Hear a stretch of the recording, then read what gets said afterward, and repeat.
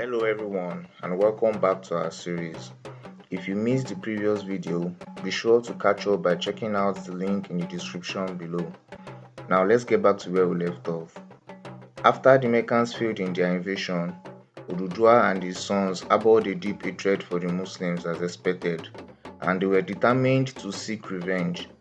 Unfortunately, Oduduwa passed away in Ile-Ife before the Yorubas were strong enough to attack the Muslims. His first son, Okombi, also died in Ile-Ife, leaving behind 7 princes and princesses who would go on to become well known in Yoruba history. According to legend, the princes and princesses were responsible for the creation of the various Yoruba tribes. The first child was a princess, and she married the town's priest and gave birth to Olowu, the ancestor of the Owus. The second child was also a princess, and she is said to have had a son named Alaketu, who was the progenitor of the Ketu people. The third child, a prince this time around, became the famous king of Benin. The fourth child, Orogun, became the king of Ila. Onisabe, the fifth child, became the king of the Sabes, and the sixth child, Olupopo, became the king of the Popos. And the youngest child, Oronyan, is believed to be the progenitor of the Oyo people, also known as Yorubas proper. The princes who became kings wore crowns, which set them apart from those who ruled as vassals and were only permitted to wear coronets, also called akoro, and these are high-crowned headgear that are embroidered in silver. It's worth noting that Olowu's father was a priest and was actually a commoner rather than a prince by blood. However, the Olowu became one of the crowned heads because Yoruba princesses were allowed to choose their spouse from any rank in the society, even till this day. In this case, Okombi's first daughter chose to marry the priest, and together they had Olowu. According to legend as well, Olowu is said to be a crowned king because as a young prince, he was playing on Okombi's lap when he grabbed the king's crown and begged to wear it. Okombi indulged the young prince and let him keep the crown, but when Olowu's mother came to take it from the young prince simply refused to give it up. Eventually, the mother was able to remove the crown from Olowu while he was asleep and had it returned to Okombi, her father. But Okombi decided to send it back to his daughter so that she could keep it for Olowu, as the young prince seemed very eager to wear it.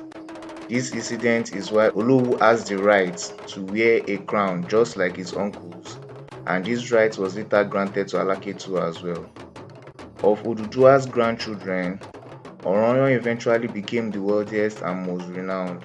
It's said that upon Okombi's death, his property was divided among his children, but not equally. The king of Benin inherited Okombi's money, which was a lot of cowrie shells, while the Orogun of Ila inherited the king's many wives. The king of Sabe received the cattle, while the Olopopo inherited Okombi's expensive beads. Olowu inherited the king's garments, and Alaketu was given the many crowns worn by Okombi. Oronyan was left with nothing but the last piece of vast land owned by Okombi in those days. However, some historians dispute this account and claim that Oronyan was away on a military expedition when the inheritance was divided. Regardless, Oronyan was satisfied with what he received, and he was shrewd as he made his brothers pay rent to live on the land he owned. He collected payment in the form of cowries, women, cattle, beads, garments, and crowns. After all, I guess everyone needs the land for sustenance. Because Oronyan was a prince and was born after Okombi became king, he was chosen to succeed Okombi as king in a direct line of succession. This is a custom among the Yorubas, and such princes are called Aremoye. When Oronyan was crowned Alaafin, or Lord of the Royal Palace of Ile-Ife, he granted provinces to his brothers and allowed them to rule independently. There's also another legend that says Oronyan inherited only a small piece of cloth containing dirt 21 pieces of iron, and a rooster. At this time, it is said that the earth's surface was covered with water, and Oroyan placed the soil on the surface of the water and set the rooster on it. The rooster in turn scattered the soil with its feet and filled up the wide expanse of water. His brothers who wanted to live on dry land had to pay an annual tribute to Oroyan in order to do so. Sounds a bit familiar, isn't it?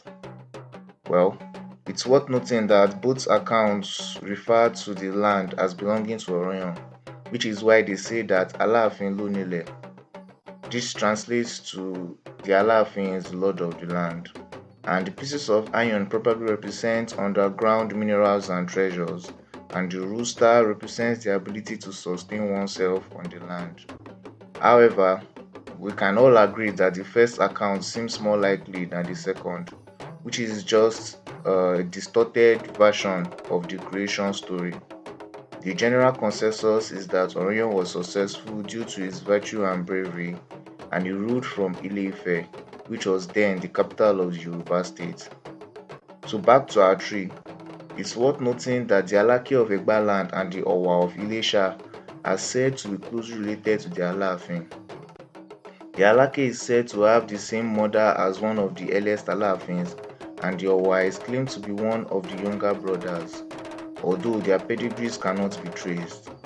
The Yorubas have a flexible understanding of the word brother, and it can refer to a relative near or far, an adopted family member, or even a trusted servant.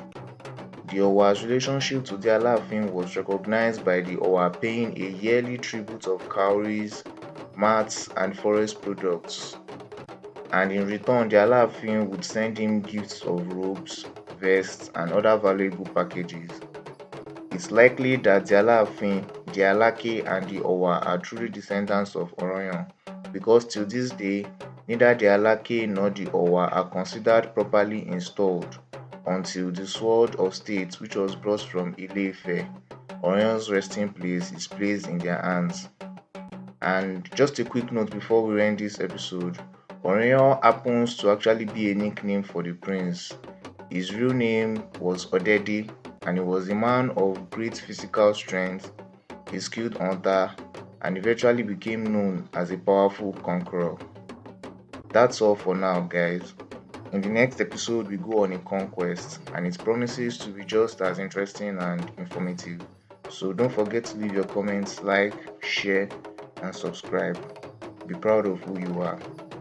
Omo Ibadan, son of the soil.